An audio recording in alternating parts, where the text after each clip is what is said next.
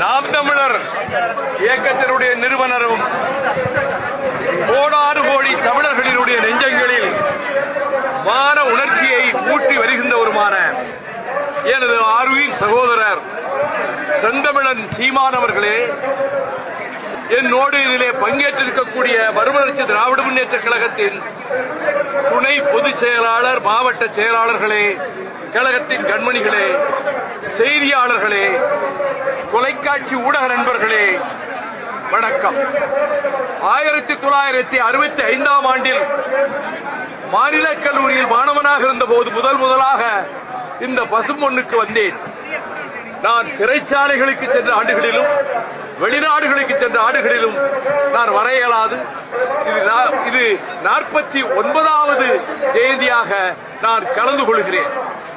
பசும்பொன் தேவர் திருமகனார் மீனாட்சி அம்மன் ஆலயத்துக்குள்ளே தலித் மக்கள் பிரவேசிப்பதற்கு வைத்தியநாத ஐயருக்கு பக்கத்துணையாக அறிக்கை விட்டு கலவரம் செய்ய யாராவது நினைத்தால் அடியேனும் நான் ஆலயத்துக்குள்ளே வருவேன், விளைவுகளுக்கு நீங்களே பொறுப்பு எச்சரிக்கை அறிக்கை விட்டார்.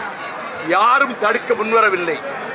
இந்த வட்டாரத்திலே இருக்கக்கூடிய தேவேந்திர குல மக்கள் பலருக்கு அவருடைய பூர்வீக நிலைகளிலே உழுது பயிரிட்டுக் கொள்ள அனுமதி கொடுத்தார். தமிழ்நாட்டில் அதிக ஆண்டுகள் பிரிட்டிஷ் சிறைச்சாலைகளிலே இருந்தவர்களில் முதன்மையானவர் பசும்பொன் தேவர் திருமகனார் ஆவார். நான் சின்னஞ்சிறு வயதில் 9 வயதாக இருக்கும்போது எங்கள் பகுதியில் சுற்றுப்பயணம் வந்த அவர்கள் பசும்பொன் தேவர் திருமகனார் என் இல்லத்துக்கு வந்தார். என் தந்தையாரை சந்தித்து நீங்கள் காங்கிரசுக்கு வேலை செய்யக்கூடாது என்று சொன்னார். அதன்படி அவர் வேலை செய்யவில்லை. அப்பொழுது என் மனதிலே அந்த சிம்மம் போன்ற தோற்றம், பிடரி சிகை அப்படி சுருண்டு இருக்கும் ஆஜானுபாகுவான தோற்றம். அவருக்கு அருமையாக சிலம்பம் தெரியும். ஒரு முறை அவர்களுடைய வண்டியை எதிர்த்தரப்பினர் மறித்த போது அவரே இறங்கி சிலம்பக்களியை வாங்கி அனைவரையும் விரட்டி அடித்த உடல் வலிமையும் கொண்டவர். நேதாஜி சுபாஷ் சந்திர போஸுக்கு தலகர்த்தராக தென்னாட்டிலே ஒரு நேதாஜியாக வலம் வந்தவர் தான் பசும்பொன் தேவர் திருமகனார். அவர் தேர்தலில் போட்டியிடுகிற காலங்களில் அவர் ஓட்டுக்கட்டு எங்கேயும் போனதில்லை. லட்சக்கணக்கான ஓட்டுகள் வித்தியாசத்திலே அவர் வெற்றி பெற்று வந்தார். இப்பொழுது இந்த தெற்கு சீமையில் அனைத்து சமூகத்தினரும், முக்குளத்தோர் சமூகத்தினரும், தேவேந்திர மக்களும், பல்வேறு சமூகங்களைச் சேர்ந்தவர்களும் ஒற்றுமையாக இருக்க வேண்டும் என்பதுதான் இந்த வேளையில் என்னுடைய வேண்டுகோள். கசப்புகள் எல்லாம் கடந்த காலத்தோடு மறைந்து போகட்டும், வேற்றுமைகள் எல்லாம் அடியோடு விடைபெற்று போகட்டும்.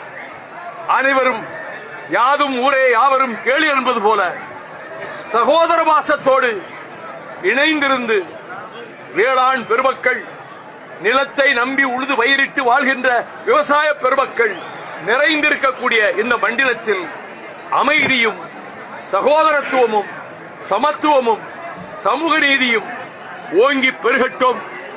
அதற்கு இந்த தேவர் ஜெயந்தி ஒரு பாதை அமைத்துக் கொடுக்கட்டும் என்று கூறி, அந்த ஒற்றுமை உணர்வு தமிழ்நாட்டுக்கு மிகவும் தேவை என்பதையும், சாதிமத சழக்குகளும் வேறுபாடுகளும் நம் எதிர்காலத்தை அழித்துவிடும் என்பதையும் இளம் தலைமுறையினர் உணர வேண்டும் என்பதையும் இந்த வேளையில் நான் இங்கே வந்து பசும்பொன் தேவர் திருமகனாருடைய நினைவிடத்தை மலர்களை தூவி அவருக்கு வீர வணக்கம் செய்கின்ற நேரத்தில் தமிழ்நாட்டினுடைய தன்மானத்திற்கும் வீரத்திற்கும் இளைஞர் உள்ளங்களில் புயல் வீசி வருகிற என் அருமை சகோதரர் செந்தமிழன் சீமான் அவர்கள் நானும் ஒரே வேளையிலே இங்கே வந்தது எனக்கு எல்லையற்ற மகிழ்ச்சியை தருகிறது. அவரது முயற்சிகளும் வெற்றி பெறட்டும் என கூறி விடைபெறுகிறேன். நன்றி, வணக்கம்.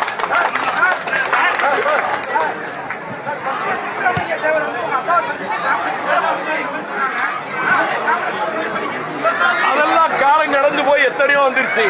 அந்த எதிர்ப்புல இருந்து பசும்பொன் தேவர் திருமகனாரே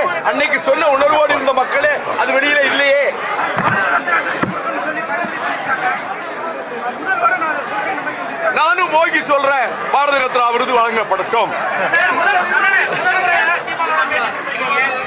ஆமா, அவர் நான் ஆஸ்பத்திரியில் இருக்கும்போது கூட அவர் வந்து பார்த்தாரு. அவருக்கு உடம்பு சரியில்லைன்னா கவலையோட நான் அவர்கிட்ட பேசுவேன். நானே எங்க அண்ணனும் அம்மா இறந்ததுக்கு 2 பேரும் ஒன்னா நின்று பேட்டி. ஆமா, கடிக்கப்பட்டு வீட்டுக்கே எங்க அம்மா இறந்தப்ப ராத்திரியோட ராத்திரியா சீமார் வந்துட்டாரு. தொடரும்.